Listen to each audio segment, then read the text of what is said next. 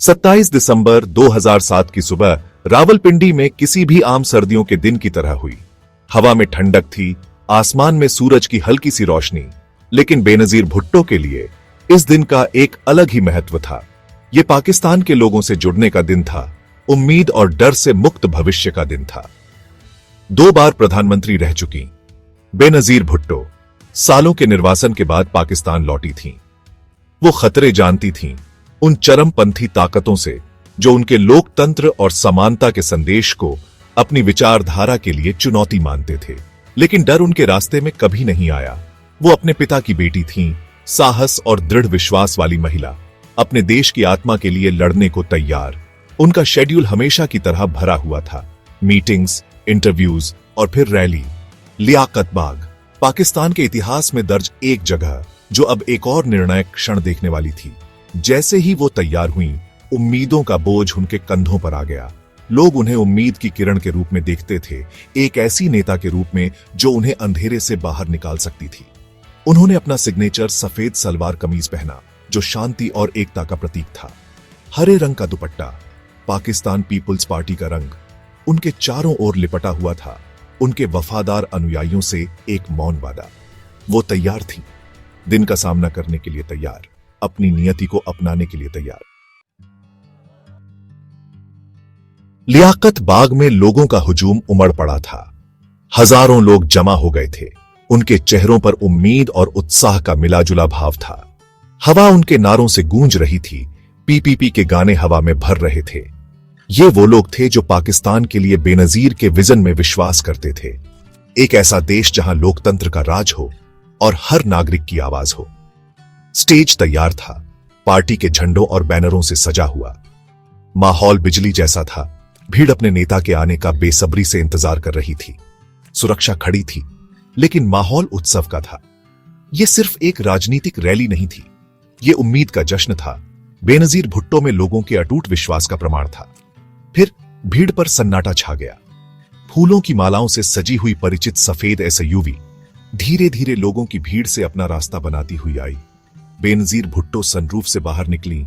उनका चेहरा दमक रहा था, उनकी मुस्कान भीड़ की गर्जना को स्वीकार कर रही थी। उन्होंने हाथ हिलाया, उनकी नजरें उनसे मिलीं। उनके बीच एक मौन वादा हुआ। एक पल के लिए समय मानो थम सा गया। नेता और उसके लोगों के बीच का संबंध स्पष्ट था, एक बेहतर भविष्य के लिए एक साझा सपना। पाकिस्तान की बेटी बेनजीर भुट्टो लौट आई थी और अभी के लिए उम्मीद ने डर पर विजय प्राप्त कर ली थी। भाषण जोरदार था, उनके शब्द लोगों की उम्मीदों और आकांक्षाओं को प्रतिध्वनित कर रहे थे। उन्होंने एक ऐसे पाकिस्तान की बात की जो चरमपंथ से मुक्त हो, एक ऐसा देश जहां शिक्षा और न्याय का बोलबाला हो। जैसे ही उनके शब्द गूंजे, आशावाद की भावना हवा में भर गई। लेकिन किसी को नहीं पता था, त्रासदी परछाई में छिपी हुई थी। जैसे ही बेनजीर भुट्टो ने अपना भाषण समाप्त किया, एसयूवी धीरे धीरे खुशहाल भीड़ से होकर गुजरी। वो खड़ी रहीं, अपने समर्थकों का अभिवादन किया, उनके प्यार और समर्पण को स्वीकार किया। फिर वो पल जो हमेशा के लिए एक राष्ट्र की स्मृति में अंकित हो जाएगा। एक ओग्लुशिटेल्ना गर्जना ने उत्सव के माहौल को चकनाचूर कर दिया। हवा में गोलियों की आवाज गूंजी, उसके बाद एक विस्फोट हुआ जिससे जमीन हिल गई। लोग इधर उधर भागने लगे, उनकी खुशी चीख पुकार में बदल गई। हवा धुएं और बारूद की गंध से भर गई। धमाके के बाद सफेद एसयूवी खड़ी थी, उसकी खिड़कियां टूटी हुई थीं, जो अभी अभी हुई त्रासदी का मौन प्रमाण थीं। लाखों लोगों का दिल जीतने वाली महिला बेनजीर भुट्टो घायल पड़ी थीं, उनकी जान धीरे धीरे निकल रही थी।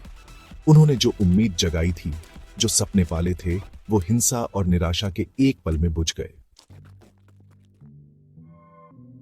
बेनजीर भुट्टो की हत्या की खबर ने पूरे पाकिस्तान और दुनिया में सदमे की लहर दौड़ा दी। पूरा देश गम में डूब गया। एक बेहतर भविष्य के लिए उनकी उम्मीदों को साकार करने वाली महिला चली गई।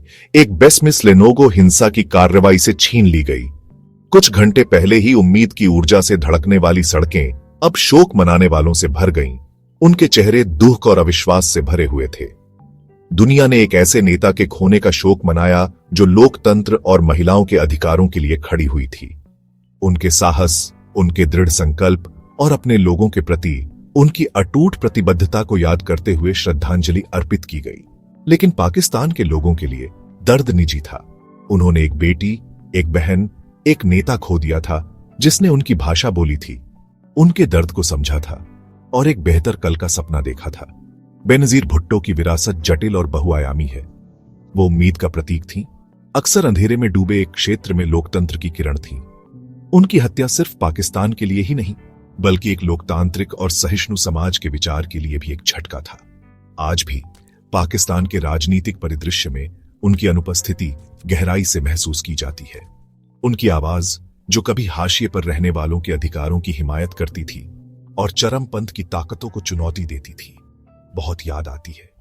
लेकिन उनकी भावना, एक अधिक समावेशी और लोकतांत्रिक पाकिस्तान के लिए उनका दृष्टिकोण अनगिनत व्यक्तियों को प्रेरित करता रहता है। उन्हें याद दिलाता है कि विपरीत परिस्थितियों में भी उम्मीद बनी रहनी चाहिए।